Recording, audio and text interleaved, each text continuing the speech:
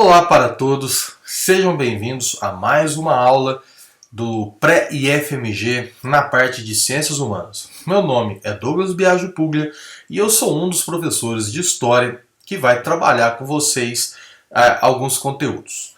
E hoje, na nossa quinta aula, nós vamos falar sobre administração e América Portuguesa. Ou seja, nós vamos analisar aí a chegada dos portugueses e quais foram algumas medidas, tanto na parte econômica quanto na parte administrativa, relativos a esses primeiros momentos da exploração colonial. A primeira coisa que nós temos que entender é o seguinte: qual é o principal intuito dos portugueses? A ideia é, quando eles chegaram aqui ao Brasil, era buscar encontrar algum tipo de metal precioso. O primeiro grande objetivo, primeira perspectiva deles era encontrar metais preciosos. Até porque, vamos dizer assim, a grande concorrente dessa época de Portugal, que era a Espanha, já havia encontrado minas de prata nas suas possessões. Então, Portugal pensou que teria essa mesma facilidade ou essa mesma sorte. Acontece que, ao chegar ao Brasil, num primeiro momento não se encontram metais preciosos, certo?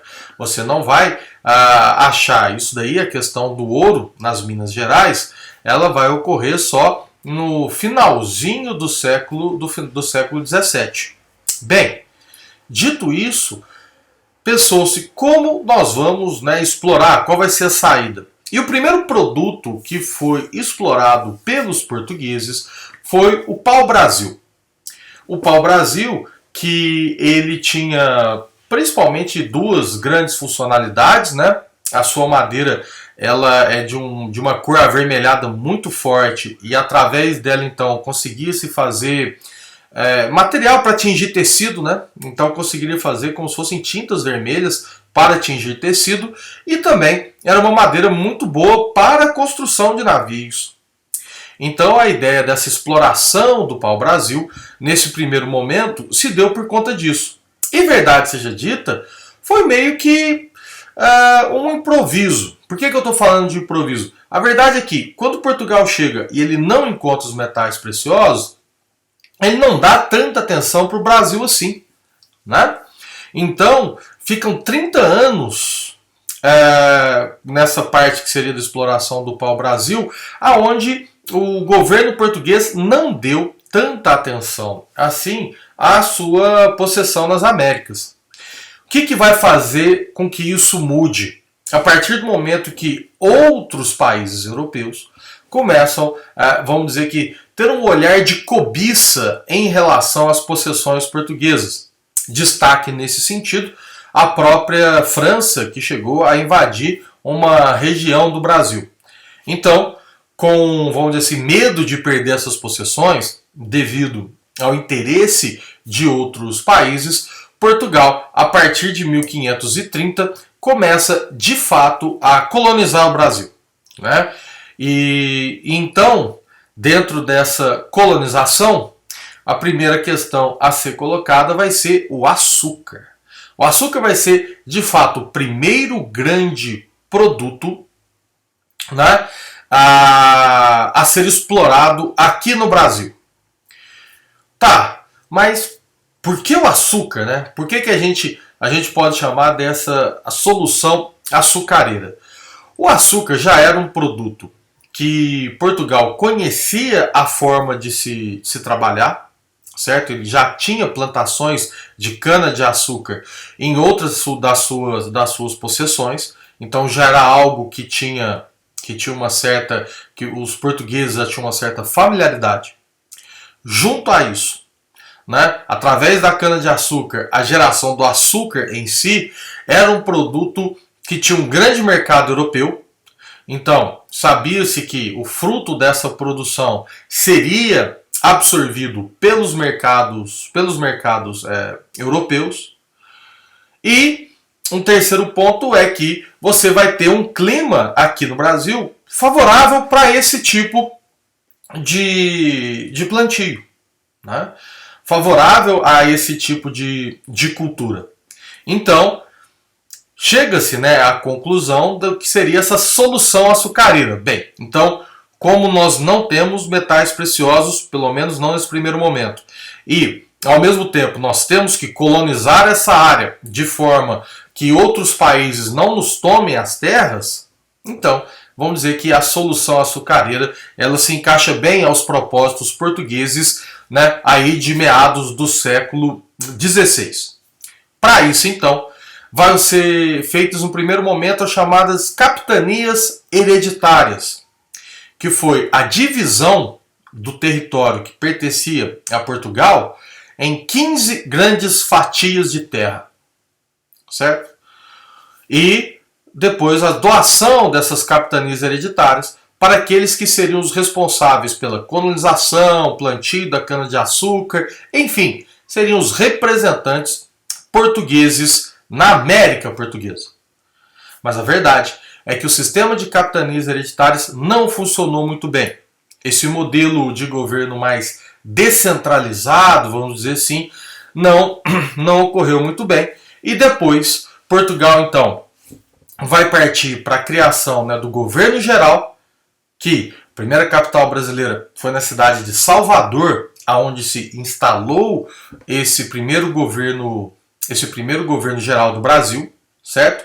E também vão ser criadas as câmaras municipais e a doação de sesmarias, que também eram porções de terra para as pessoas cultivarem. Claro, havia uma relação de troca, mas enfim, a presença mais forte através do governo geral, vamos dizer assim, dos interesses da coroa portuguesa, foi fundamental para o desenvolvimento, né, da cultura e da produção do açúcar, né, que se dava, né, através dos grandes engenhos de açúcar. Então você vai ter o grande proprietário de terra nessa época, vai ter o seu engenho de açúcar, através dele ele vai fazer quase todo o processo que depois vai ser levado o produto final até a Europa para a comercialização, ok? E o terceiro ponto, que aí vai mudar muito o interesse da coroa portuguesa em relação ao Brasil, vai ser sobre a descoberta do ouro nas Minas Gerais. No final do século XVII, vai se descobrir as primeiras minas de ouro, né? Os bandeirantes vão descobrir as primeiras minas de ouro, e a partir disso vai haver uma grande febre, uma grande corrida pelo ouro aqui no Brasil. Obviamente que a coroa portuguesa vai se interessar enormemente e já vai começar todo um processo de exploração do ouro, que vai durar aí boa parte, né, do século XVIII. Quando eu falo em boa parte do século XVIII, não significa que a exploração do ouro começa e acaba no século XVIII. Mas o auge, o período mais produtivo de ouro na América Portuguesa foi justamente durante o século XVIII. E uma coisa que os portugueses perceberam há que se ter um novo modelo de administração e de supervisão para esse produto. O modelo que foi feito para o açúcar não caberia nas minas. Afinal de contas, o contrabando do ouro, todas e quaisquer forma possível para fugir dos pesados impostos que a coroa portuguesa impunha, né, para a produção de ouro, seria utilizado. Então, claramente se percebeu que havia necessidade de um olhar mais atento, de uma fiscalização mais dura e mais rígida nas regiões produtoras de ouro. E é o que nós vamos perceber. Então vai ser instituído a questão da doação, né, de datas, que seriam, né, as faixas que as pessoas teriam direito para explorar o ouro, fazer a mineração do ouro, que vai ser tanto o ouro de aluvião, aquele, né, pego através de bateias, quando depois vai ter a própria exploração de minas de ouro em si.